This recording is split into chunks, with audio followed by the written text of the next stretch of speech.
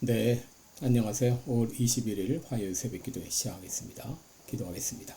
은혜로우신 우리 아버지, 주의 사랑과 은총을 감사와 찬송과 영광을 돌립니다. 오늘도 새날을 허락해 주심을 주님 앞에 감사를 드립니다.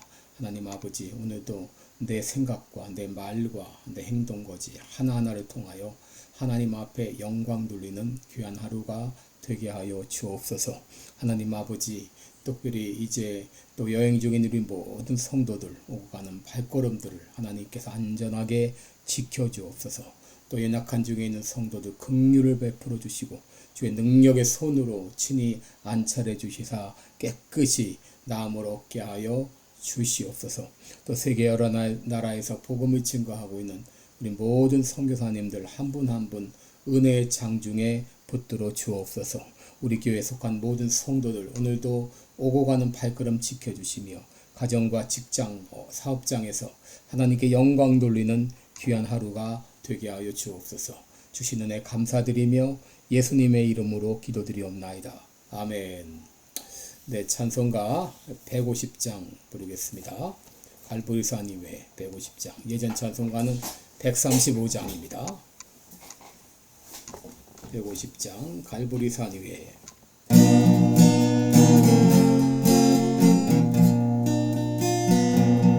갈보리산 위에 십자가 섰으니 주가 고난을 당한 표라.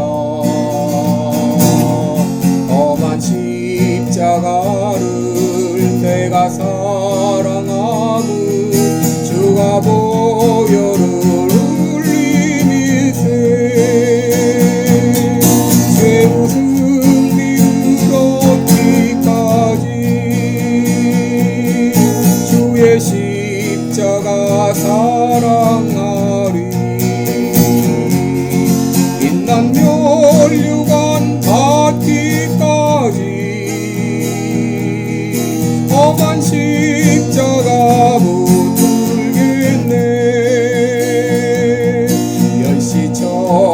받은 주의 십자가에 나의 마음이 들도다. 귀한 어린 양이 세상 죄를 지고 험한 십자가 지셨도다. 죄의 승리를 얻기까지 주의 십자가 사랑하리. 빛난 멸류관 받기까지 험한 십자가 붙들겠네.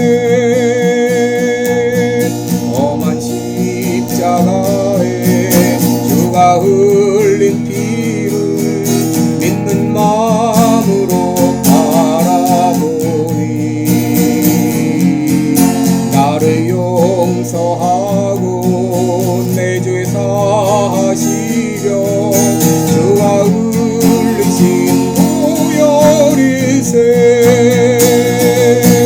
죄우 승리를 얻기까지 주의 십자가 사랑하리. 빛난 멸류관 받기까지 험한 십자가 붙들겠네. 주님께 비하신 나의 본향 입에 나를 부르실 그날까지 영광 중에 계신 우리 주와 함께 내가 죽도록 충성하리. 죄우 승리를 얻기까지 주의 십자가 사랑하리. 빛난 멸류관 받기까지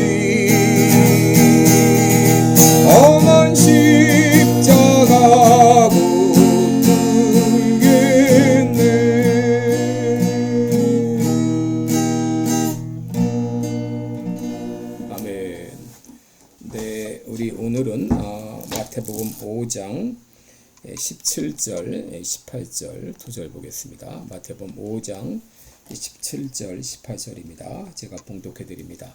내가 율법이나 선지자를 폐하러 온 줄로 생각지 말라. 폐하러 온 것이 아니요 완전케 하려 함이로라. 진실로 너에게 이르노니 천지가 없어지기 전에는 율법의 1.1획이라도 반드시 없어지지 아니하고 다 이루리라. 아멘. 네, 우리 오늘은 율법의 1.1획이라도 다 이루리라, 이런 제목으로 같이 말씀을 나누겠습니다. 여러분, 예수님께서 사람들을 가르치기 시작했을 때 사람들의 반응은 크게 두 가지였습니다. 첫째는 마가복음 1장 22절에 있는 대로 무사람이 그의 교훈에 놀랬다. 그리고 일반 민중들은 그의 가르치심이 권세 있는 자와 같다. 또 서기관들과 같지 않다 하면서 예수님의 가르침을 권세 있는 새 교훈이라 그렇게 불렀습니다. 그런데 이 바리새인들과 세리들은 예수님의 가르침이 자신들과는 달리 분명히 권세 있는 것을 알면서도 예수님의 가르침을 부정하고 반대했습니다. 여러분, 예수님 당시 바리새인들은 율법의 정통한 지도자들이었고 서기관 역시 성경의 사본을 필사하고 가르치는 그런 지도자들이었습니다. 그런데 그들은 누구보다도 자신들은 율법에 정통하다고 그렇게 자부하던 그런 사람들이었죠. 그런데 예수님께서 오셔서 자신들의 가르침과는 달리 이 새로운 차원에서 율법을 가르치고 해석하자, 또 이로 말미암아 많은 사람들이 예수님을 따르게 되자 예수님을 반대하기 시작했죠. 그들이 예수님을 반대했던 이유 중에 하나는 예수님께서 율법의 가르침을 폐한다고 하는 것이었습니다. 이에 대해서 예수님은 분명히 말씀하셨습니다. 17절에 보시면 내가 율법이나 선지자나 폐하러 온 줄로 생각지 말라. 폐하러 온 것이 아니요 완전케 함이로라 라고 말씀하십니다. 여러분, 당시의 서기관들과 바리새인들은 예수님을 혁명당원이나 혹은 정통에서 벗어난 그 이단아로 생각을 했습니다. 왜냐하면 예수님은 정통 율법 교육을 받지 않은 이런 나사렛 목수 출신이었고, 또 예수님께서 이 전통을 깨트리고 율법을 무시한 것처럼 그렇게 보였기 때문이었죠. 그러나 예수님은 분명히 말씀하셨습니다. 나는 율법이나 선지자를 폐하러 온 것이 아니라 오히려 완전케 하러 왔다라고 분명히 말씀하셨습니다. 여러분, 여기 완전케 한다는 말에는 두 가지 의미가 있는데, 첫째는 요구를 이루어준다, 그런 말이 있습니다. 여러분, 예수님께서 오셔서 율법의 요구를 이루셨습니다. 여러분, 이 말이 무슨 말인가?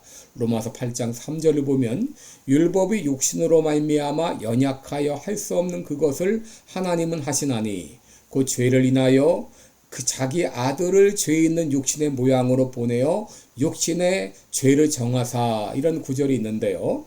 여러분, 율법을 보게 되면 우리에게 하라 하는 것과 하지 말라 두 가지로 되어 있는데, 여러분, 어느 사람치고 어느 인간치고 이 율법의 모든 요구를 완전히 이룰 수 있는 사람들은 아무도 없는 것이죠. 왜냐하면 인간의 그 육신이 연약하기 때문이죠. 인간은 육신이 연약해서 율법의 모든 요구를 다 이루어 드릴 수 없습니다. 그런데 바로 이 율법의 요구를 모두 이루기 위해서 예수님께서 죄 있는 인간의 모양으로 오셔서 율법의 요구를 다 이행하시고 우리를 위해 죽어주시기 위해서 이 땅에 오셨다. 그래서 예수님이 이 땅에 오신 것은 율법의 모든 요구를 다 이루어 주시기 위해서 오신 것이죠. 바로 완전케 한다는 그 말의 뜻에는 그런 의미가 있습니다. 둘째, 또 완전케 한다는 말에는 성취한다, 그런 의미가 있습니다. 여러분, 구약에 예언된 말씀들이 예수 그리스도를 통해서 성취되었다고 하는 것이죠. 여러분, 예수님이 이 땅에 오신 것은 바로 구약에 예언되었던 메시아 예언의 성취였습니다.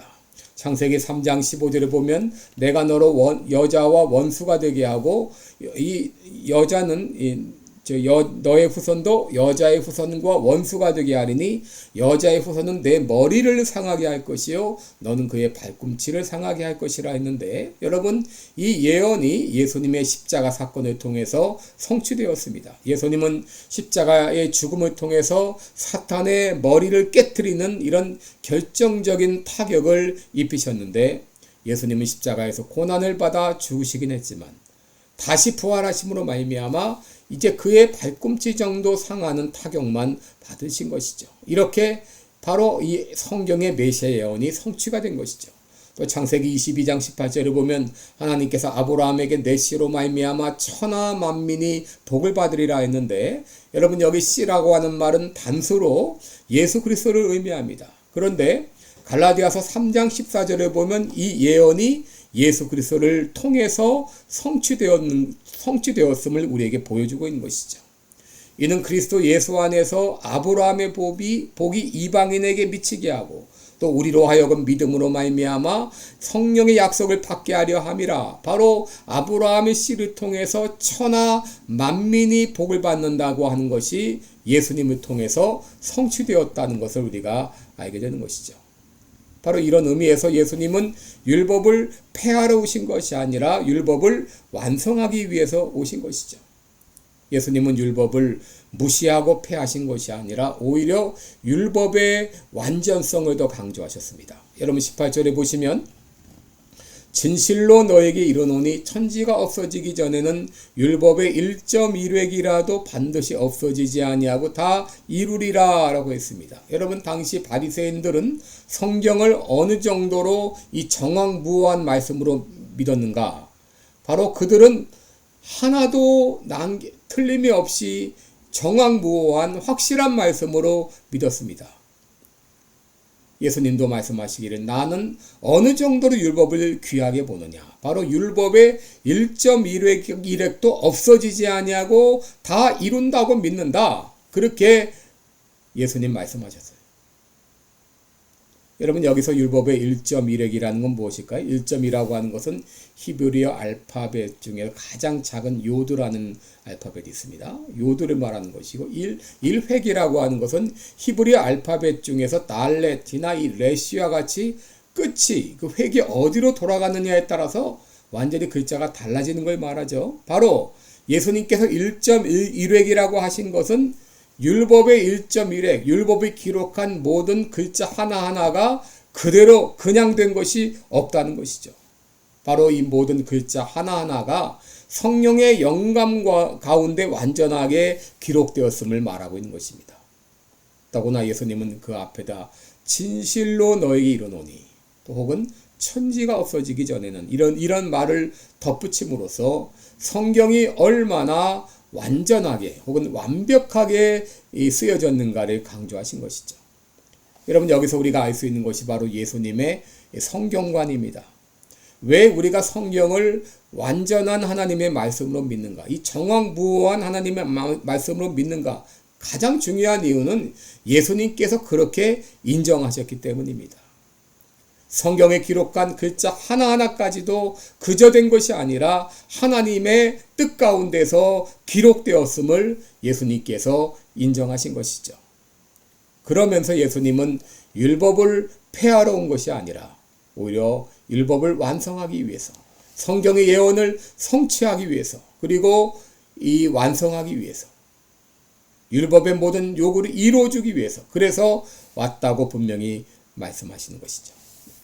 여러분, 우리가 성경을 어떻게 믿느냐에 따라서 우리 신앙의 컬러가 많이 달라집니다. 어떤 이들은 성경을 하나님의 말씀으로 믿지 않습니다. 그저 인간 예수의 말로 생각합니다.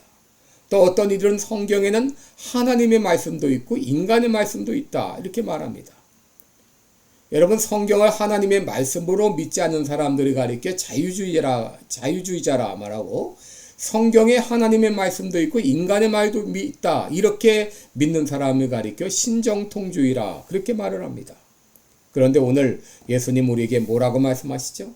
진실로 너에게 이르노니 천지가 없어지기 전에는 율법의 1.1획이라도 반드시 없어지지 아니하고 다 이루리라. 여러분, 율법의 1.1획도 그냥 된 것이 없다는 것이죠. 그러므로 우리는 성경에서 작은 어떤 것도 무시해서는 안 되는 것이죠. 이 작은 거 하나라도 우리는 성경 말씀으로 믿고 대하게 되면 이 성경을 통해서 하나님의 숨결을 경험하게 될 것입니다. C.S. 루이스라는 영국의 작가가 이런 말을 했습니다. 어린아이가 부모를 인식하기 전에도 부모로부터 많은 도움을 받는 것은 얼마든지 가능하다. 마찬가지로 우리는 하나님을 제대로 인식하지 못한 채 많은 도움을 받으며 살아간다. 그러나 언제까지나 어린아이로 머물지는 말라. 계속해서 하나님을 알아가는 작업을 해야 한다라고 했습니다. 여러분, 때로 우리가 성경이 하나님의 말씀이 아닌 것처럼 그렇게 생각될 때가 있는지 몰라요. 그럼에도 불구하고 하나님의 말씀으로 믿고 그것을 이제 받아들이며 나아가면 어느 순간 하나하나 깨달아지며 이것이 바로 하나님의 말씀이구나 하는 확신에 이르게 될 것입니다. 여러분, 이 하나님의 말씀 율법의 1.1획도 그냥 된 것이 없습니다. 하나님의 뜻 가운데 섭리 가운데 이루어졌습니다. 예수님은 바로 이 율법의 요구를 이루시고 성취하기 위해서 오셨죠. 이 놀라운 말씀이 우리에게 주어졌습니다. 이 귀한 말씀 하나님의 말씀으로 믿고 계속 연구하실 때 놀라운 하나님의 은혜를 경험하게 될 것입니다. 기도하겠습니다. 은혜로우신 우리 아버지, 우리에게 주어진 이 성경의 이 모든 말씀들 그냥 된 것이 하나도 없습니다. 하나님의 뜻과 섭리 가운데 또 성령의 영감으로 기록되어 우리에게 주어진 줄 믿습니다. 이 귀한 말씀 하나님의 말씀으로 잘 받아들이고 믿음으로 나아갈 때 이 말씀을 통해서 살아계신 하나님의 놀라운 은혜와 역사를 경험하게 될 줄을 믿습니다. 감사드리며 예수님의 이름으로 기도드리옵나이다. 아멘. 네, 여러분 오늘도 복된 하루 되시기를 축원합니다. 고맙습니다.